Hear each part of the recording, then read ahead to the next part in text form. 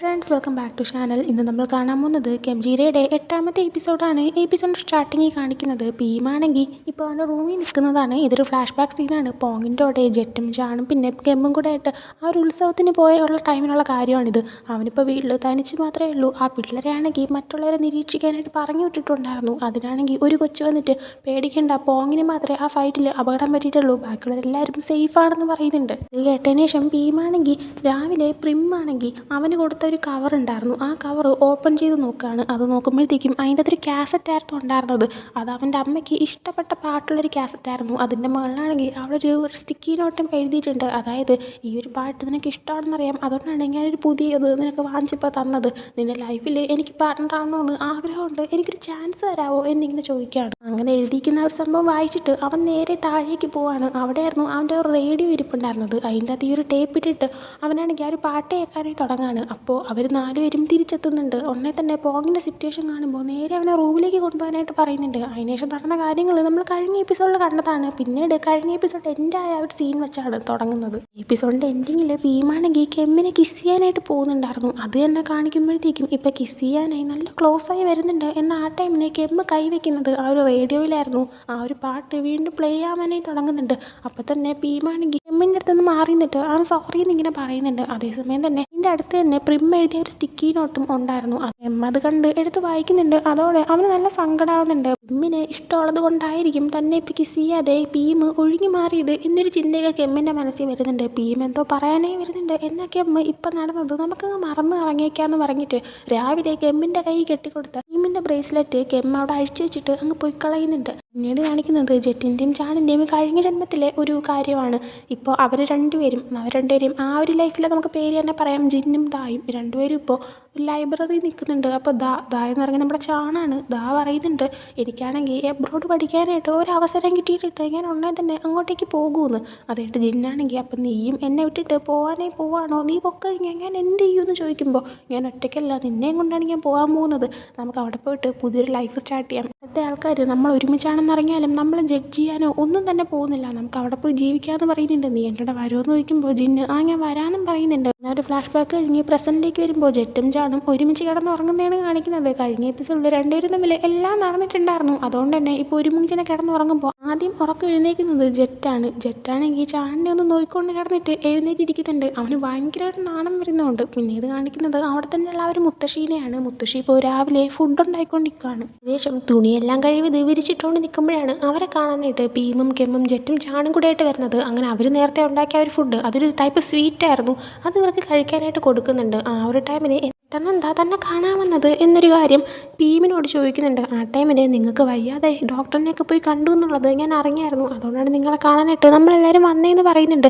ആ സമയം എനിക്ക് കുഴപ്പമൊന്നുമില്ല, ഡോക്ടർ ജസ്റ്റ് അധികം സ്വീറ്റ്സ് ഒന്നും കഴിക്കണ്ടെന്ന് പറഞ്ഞു എന്ന് പറയുന്നുണ്ട്. ആ ടൈമിന് പീം എന്നിട്ടാണോ ഇത്രയും സ്വീറ്റ്സ് ഉണ്ടാക്കി വെച്ചത് എന്ന് ചോദിക്കുമ്പോൾ, അത് എനിക്ക് തിന്നാനായിരുന്നെങ്കിൽ ഞാൻ നിങ്ങൾക്ക് തരത്തില്ലായിരുന്നല്ലോ എന്ന ഒരു മുത്തശ്ശി തിരിച്ചു പറയുന്നുണ്ട്. അതേസമയം തന്നെ ചാൺ നോക്കുമ്പോൾ ജെറ്റാണെങ്കിൽ ഭയങ്കര സ്പീഡിന് കഴിച്ചുകൊണ്ടിരിക്കുന്നുണ്ട്. ഒന്ന് കഴിച്ച് കഴിഞ്ഞിട്ട് അടുത്തത് എടുക്കാനുള്ള ശ്രമത്തിലൊക്കെ. ആ ടൈമിന് ചാൻ ചോദിക്കുന്നുണ്ട്, എന്തോ പറ്റി ഭയങ്കര സ്പീഡിന് കഴിക്കുന്നുണ്ടല്ലോ, അത്രയ്ക്ക് വിശക്കുന്നുണ്ടോ എന്ന്. ആ ടൈമിന് അതെ, ഇന്നലെ രാത്രി ഞാൻ കുറച്ച് കൂടുതൽ കഷ്ടപ്പെട്ടു എന്ന് തോന്നുന്നു എന്ന് ജെറ്റ് തിരിച്ച് പറയുന്നുണ്ട്. ഉദ്ദേശിക്കുന്നത് ഒരു ഇൻറ്റിമേറ്റായ കാര്യമാണ്. അതേസമയം തന്നെ മുത്തശ്ശിക്ക് വയ്യാത്ത പോലെ അസ്വസ്ഥതയൊക്കെ തോന്നുന്നുണ്ട്. അത് ശ്രദ്ധിച്ചിട്ട് കെമ്മാണെങ്കിൽ ഓക്കെ ആണെന്നൊക്കെ ചോദിക്കുന്നുണ്ട്. ചാൻ കുടിക്കാനായിട്ട് വെള്ളമൊക്കെ കൊടുക്കുന്നുണ്ട്. അതിനുശേഷം പീമും പിന്നെ മുത്തശ്ശിയും കൂടെ പുറത്ത് പോയിരുന്ന് സംസാരിക്കുമ്പോൾ പീമിനോട് മുത്തശ്ശി പറയുന്നുണ്ട്, നീ ഇങ്ങനെ എന്നെ തന്നെ നോക്കിക്കൊണ്ടിരിക്കാതെ നീ നിനക്ക് വേണ്ടിയിട്ട് ഒരു ലൈഫ് പാർട്ട്ണറൊക്കെ കണ്ടുപിടിക്കാൻ നോക്ക്, ഞാനെന്തായാലും ഉടനെ മരിക്കുമെന്നൊക്കെ. ആ ടൈമിന് അവൻ അങ്ങനെയൊന്നും പറയില്ലേ, നിങ്ങൾ എന്നെ വിട്ട് പോകരുത്, എനിക്ക് ആകെയുള്ള ഫാമിലി നിങ്ങൾ മാത്രമാണെന്നൊക്കെ. ആ സമയം അവരുടെ അടുത്തേക്ക് ബാക്കി 3 പേരും, ഞങ്ങൾ പാത്രങ്ങളെല്ലാം കഴുകി വെച്ചു, നിങ്ങൾക്ക് കുടിക്കാൻ വെള്ളമൊക്കെ എടുത്ത് വെച്ചിട്ടുണ്ട്, എങ്കിൽ പിന്നെ നമുക്ക് പോയാലോ എന്ന് പീമിനോട് ചോദിക്കുകയാണ്. അങ്ങനെ പീം മുത്തശ്ശിയുടെ അടുത്ത് ശരി എന്നാൽ ഞങ്ങൾ പോട്ടെ എന്ന് പറഞ്ഞിട്ട്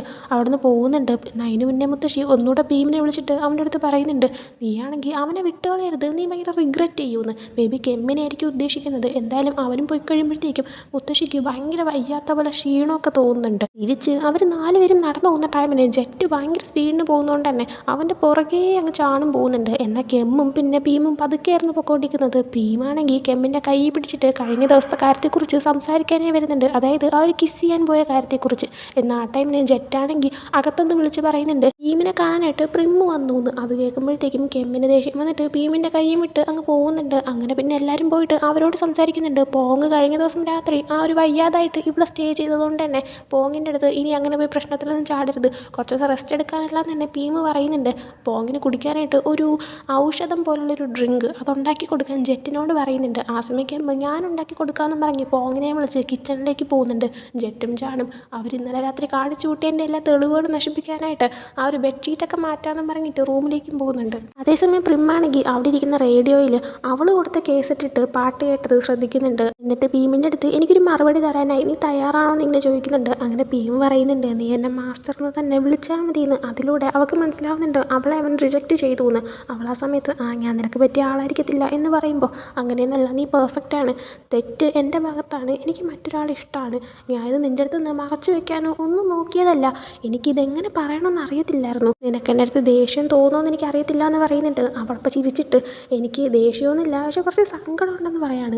അവൾ പക്ഷേ അതൊന്ന് വിട്ടുകളയാനായിട്ട് ചിരിച്ചുകൊണ്ടൊക്കെയായിരുന്നു പറയുന്നത്. അതുകൊണ്ട് തന്നെ അവൻ നീ എന്താ തമാശയായിട്ട് എടുക്കാൻ പോവാണോ എന്ന് പറയുമ്പോഴത്തേക്കും അല്ല, നീയാണെങ്കിൽ ഇങ്ങനെ സ്ട്രേറ്റ് ഫോർവേഡായിട്ട് മറ്റൊരാളെ ഇഷ്ടമാണെന്ന് പറഞ്ഞപ്പോൾ എങ്ങനെ റിയാക്ട് ചെയ്യണമെന്ന് എനിക്കറിയത്തില്ല. അതും പറഞ്ഞ് അവൾ നേരെ എഴുന്നേറ്റ് ആ ഒരു റേഡിയോയിൽ പാട്ട് വയ്ക്കാൻ പോകുന്നുണ്ട്. എന്നാൽ അത് വർക്കാവുന്നില്ല. അവനപ്പോൾ അത് പഴയതായതുകൊണ്ട് ഇടയ്ക്കിടയ്ക്ക് വർക്കാവത്തില്ല എന്ന് പറയുന്നുണ്ട്. അവൾ ഉടനെ തന്നെ അതിനിട്ടൊരു അടി കൊടുക്കുന്നുണ്ട്. ഉടനെ അത് പ്ലേ ആവാനേ തുടങ്ങുന്നുണ്ട്.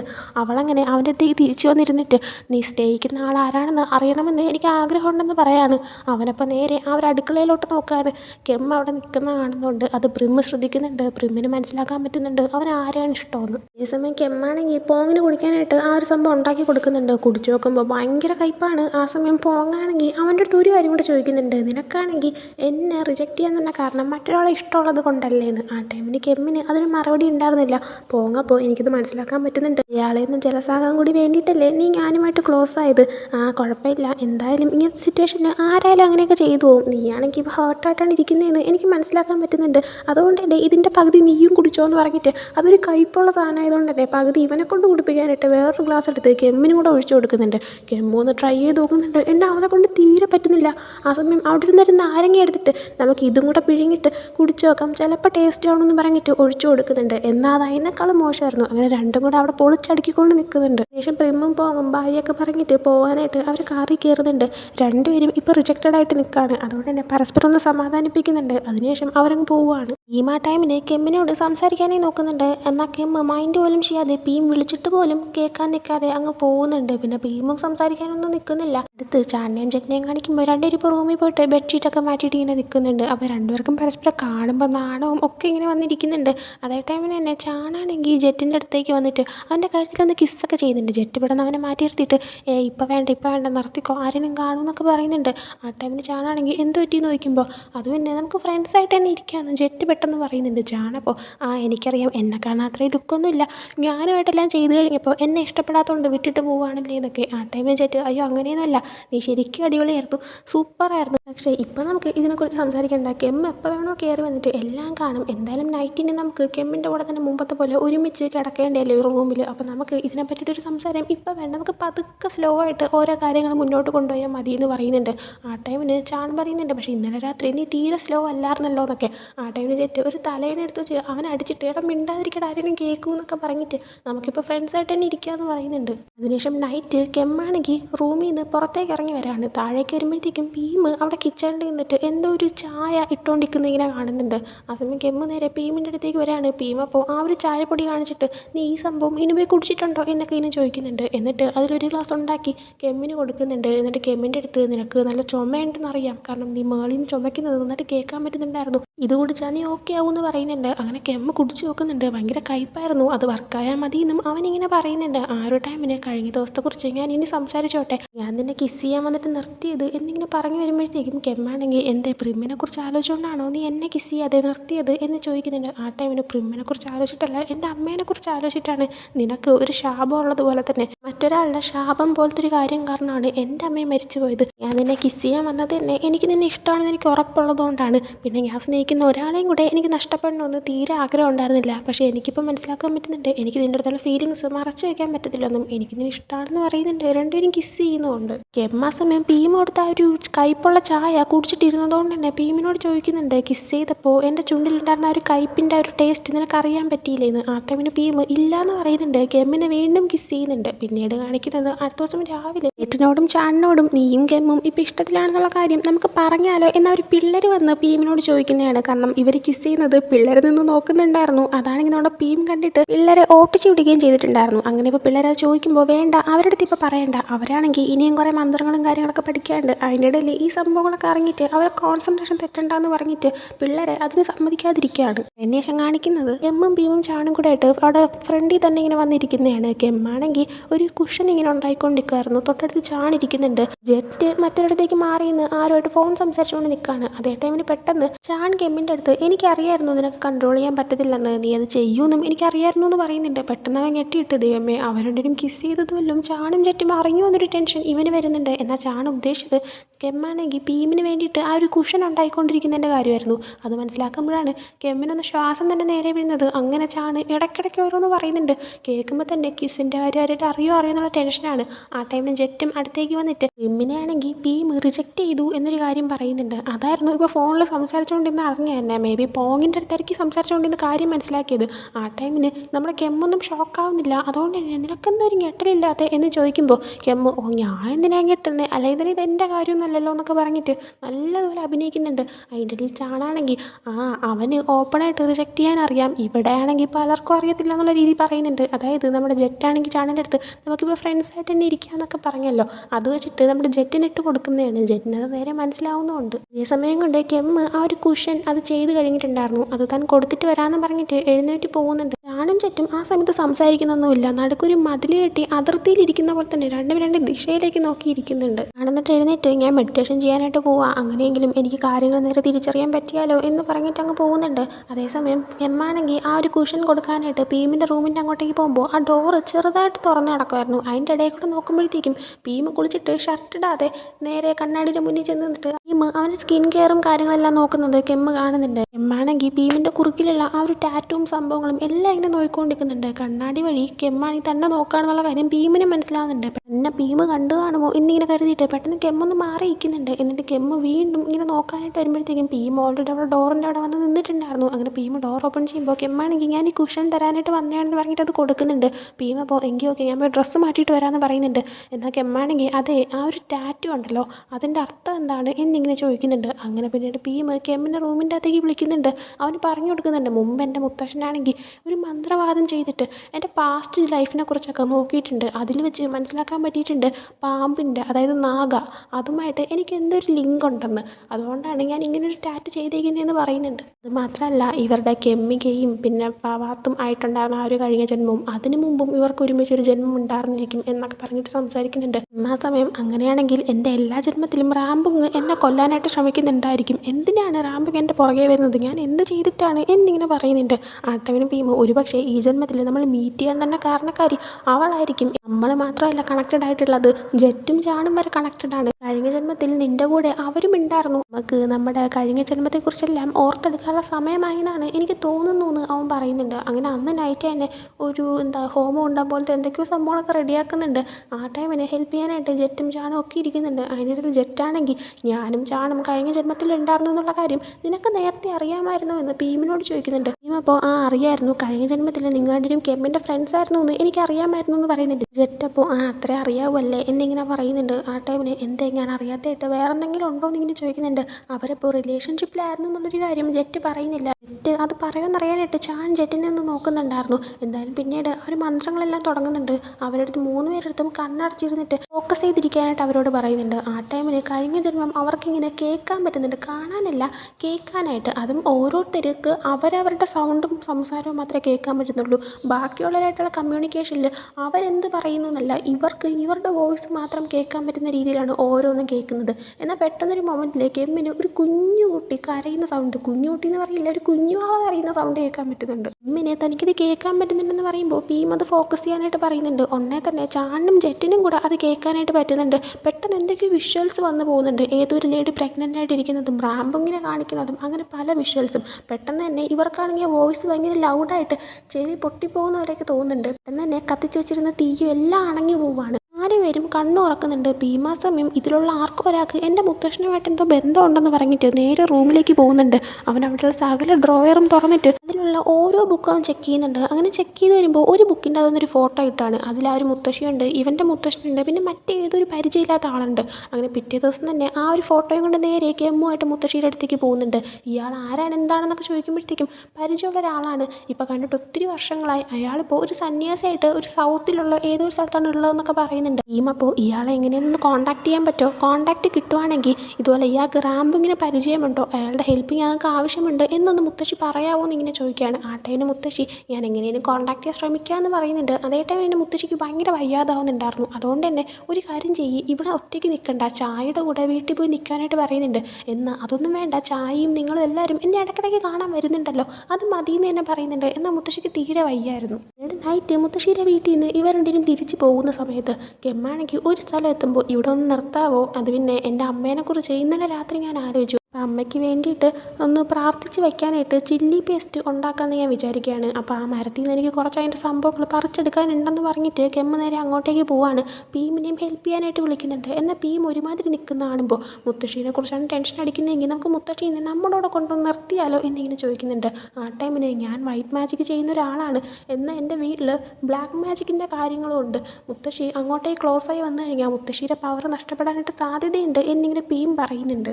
ആ സമയം മുത്തശ്ശീനെ കുറിച്ച് ഓർത്ത് ടെൻഷൻ ആവണ്ട, എല്ലാം ഓക്കെ ആവുമെന്ന് തന്നെ പറഞ്ഞിട്ട് പീമിനെ ഒന്ന് ഹഗ് ചെയ്ത് സമാധാനിപ്പിക്കുന്നുണ്ട്. പീം അപ്പോൾ കെമ്മിൻ്റെ അടുത്ത് നമ്മളുടെ മാത്രമുള്ള സമയത്ത് നീ എന്നെ മാസ്റ്റർന്ന് വിളിക്കണ്ട, പീമെന്ന് വിളിച്ചാൽ മതി എന്ന് പറയുന്നുണ്ട്. അതിനുശേഷം അവരുടെ ആവശ്യമുള്ള സംഭവം എടുത്തുകൊണ്ട് നേരെ തിരിച്ച് വീട്ടിലേക്ക് പോകുന്നുണ്ട്. കുറച്ച് ടൈം കഴിയുമ്പോഴത്തേക്കും മുത്തശ്ശിയാണെങ്കിൽ ഇവരെ കോൾ ചെയ്തിട്ട് അയാളുമായിട്ട് കോൺടാക്ട് ചെയ്യാൻ പറ്റി, അയാൾക്ക് റാമ്പിങ്ങിനെ കുറിച്ച് അറിയാം, അപ്പോൾ അയാൾ നാളെ തന്നെ ഒരു ട്രെയിൻ കയറി ഇങ്ങോട്ടേക്ക് എത്താമെന്ന് പറഞ്ഞിട്ടുണ്ട്, നിങ്ങളെ ഹെൽപ്പ് ചെയ്യുകയും ചെയ്യുമെന്ന് പറയുന്നുണ്ട്. ആ ടൈമിന് മുത്തശ്ശിയാണെങ്കിൽ തീരെ വയ്യാതിരിക്കുമായിരുന്നു, എന്നാൽ ഒരു സംസാരത്തിലാവുന്ന മുത്തശ്ശി കാണിക്കുന്നില്ല. ഭീമാണെങ്കിൽ എന്തെങ്കിലും ആവശ്യമുണ്ടെങ്കിൽ മുത്തശ്ശിയുടെ അടുത്ത് തുറന്ന് പറയാനും പറയുന്നുണ്ട്. എന്നാൽ മുത്തശ്ശി ആ ഉണ്ടെങ്കിൽ ഞാൻ പറഞ്ഞോളാം എന്ന് പറഞ്ഞ് കോള് കട്ട് ചെയ്യുകയാണ്. അതേസമയം മുത്തശ്ശി പറയുന്നുണ്ട് അയാൾ ഇനി എത്തുന്നത് വരെ എനിക്ക് ജീവനോണ്ടിരിക്കാൻ പറ്റുമോ, അയാൾ എനിക്ക് കാണാൻ പറ്റുമോ എന്നൊക്കെ. അയാളുടെ പേര് കാസം എന്നാണ്, അത് തന്നെയാണോ ശരിക്കും പേരെന്ന് അറിയത്തില്ല, എന്തായാലും ഇവരങ്ങനെയാണ് പറയുന്നത്.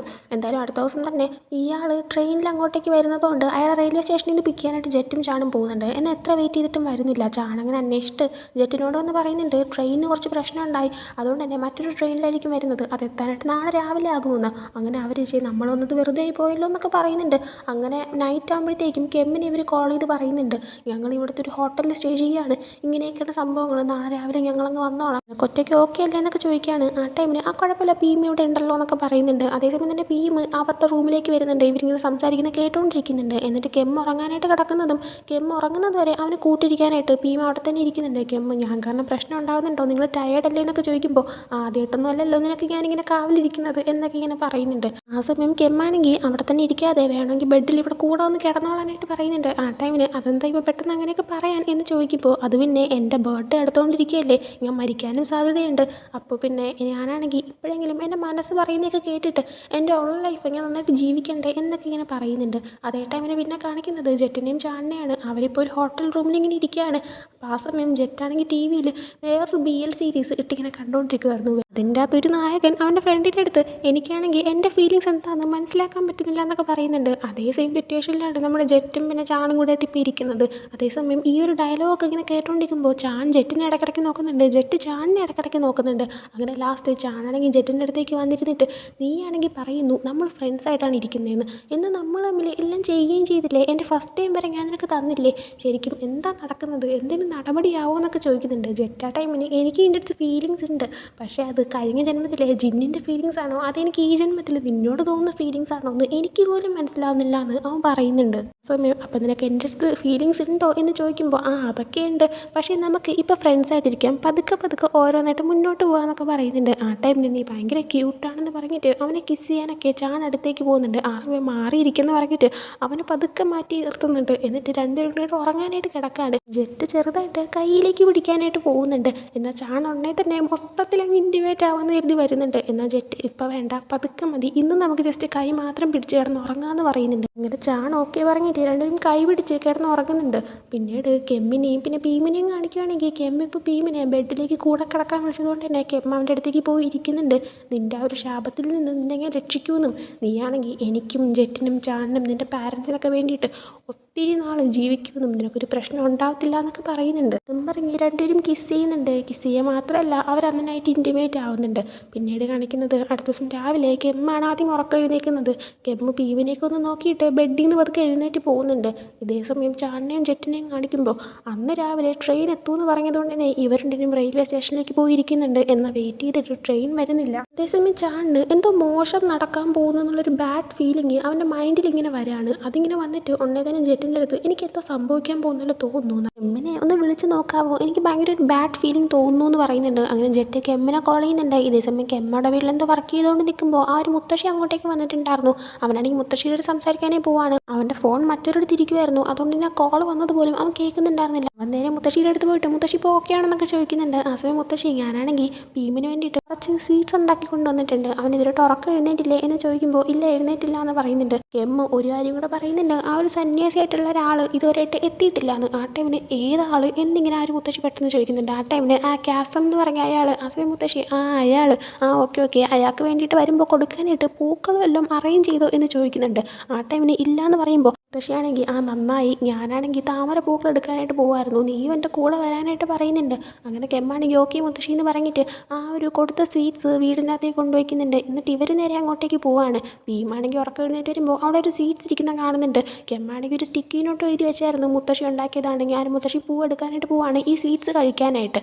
അതേ ടൈമിൽ ഇവരെ കാണിക്കുമ്പോൾ ഇവരൊരു വള്ളത്തിൽ ഇരുന്നിട്ട് ആ ഒരു താമരയൊക്കെ എടുക്കാനായിട്ട് ആ ഒരു പുഴയെ കൂടെ ഇങ്ങനെ പോകുന്ന ടൈമിൽ നല്ല നല്ല താമര നോക്കിയിട്ട് ഇവനിങ്ങനെ എടുക്കുന്നുണ്ട്. മുത്തശ്ശിയുടെ അടുത്ത് സംസാരിക്കുന്നൊക്കെ ഉണ്ട്. എന്നാൽ മുത്തശ്ശി റെസ്പോൺസ് ഒന്നും കൊടുക്കുന്നില്ല. അതേസമയം ഭീമാണെങ്കിൽ ആ ഒരു സ്വീറ്റ്സിൽ കുറച്ചെടുത്ത് കഴിക്കുന്നുണ്ട്. കഴിക്കുമ്പോൾ തന്നെ അവന് ഭയങ്കര അസ്വസ്ഥത ഫീൽ ചെയ്യുകയാണ്. അവൻ എഴുന്നേറ്റ് വെള്ളം എടുക്കാനൊക്കെ ശ്രമിക്കുന്നുണ്ട്. എന്നാൽ വെള്ളമൊന്നും എടുക്കാൻ പറ്റുന്നില്ല. നേരെ എഴുന്നേറ്റ് നിൽക്കാൻ പോലും പറ്റുന്നില്ല. അവൻ ഉടനെ തന്നെ താഴേക്ക് ചെന്ന് വീഴാണ്. അവൻ്റെ കണ്ണിൽ നിന്നും വായിക്കൂടെയൊക്കെ ബ്ലഡ് വരുന്നുണ്ട്. അവനാണെങ്കിൽ അനങ്ങാൻ പോലും പറ്റാതെ ആവുകയാണ്. ഇതേ ടൈമിന് കെമ്മാണെങ്കിൽ മുത്തശ്ശിയുടെ അടുത്ത് മുത്തശ്ശി നല്ല വെയിലായിട്ട് വരുന്നുണ്ട്, നമുക്ക് തിരിച്ചു പോകാമെന്നൊക്കെ പറയുന്നുണ്ട്. എന്നാൽ മുത്തശ്ശിയാണെങ്കിൽ നീയൊക്കെ ഉടനെ തന്നെ മരിക്കും എന്നിങ്ങനെ പറയാണ്. അവനപ്പോൾ എന്താ സംഭവിക്കുന്നതെന്ന് മനസ്സിലാവുന്നില്ല. മുത്തശ്ശി ആ സമയം അവർ മൊത്തത്തിൽ തിരിയാതെ അവരുടെ തല മാത്രം തിരിച്ച് കെമ്മിന് നേർക്ക് വയ്ക്കുകയാണ്. ആ സമയം അവരെ മുഖം കണ്ടു കഴിഞ്ഞാൽ ഒരു പ്രേതത്തിൻ്റെ മുഖം പോലെ ഉണ്ടായിരുന്നു. പെട്ടെന്ന് തന്നെ അവർ ആ ഒരു ബോട്ട് കുലുക്കാനായിട്ട് തുടങ്ങുന്നുണ്ട്. കെമ്മും അവരും വെള്ളത്തിലേക്ക് ചെന്ന് വീഴുന്നുണ്ട്. കെമ്മിങ്ങനെ മുങ്ങിപ്പോകുന്ന സമയത്ത് പെട്ടെന്ന് തന്നെ റാമ്പുങ്ങ് അവനെ കൊല്ലാനായി അടുത്തേക്ക് വരുന്നതും കാണിച്ചുകൊണ്ടാണ് ഈ ഒരു എപ്പിസോഡ് ഇവിടെ എൻഡ് ആവുന്നത്. ഈ ഒരു എപ്പിസോഡ് നിങ്ങൾക്ക് ഇഷ്ടപ്പെട്ടെങ്കിൽ ലൈക്ക് ചെയ്യുക, ഷെയർ, സബ്സ്ക്രൈബ് ചെയ്യുക. മറ്റൊരു എപ്പിസോഡായിട്ട് വരുന്നവരെ ബൈ.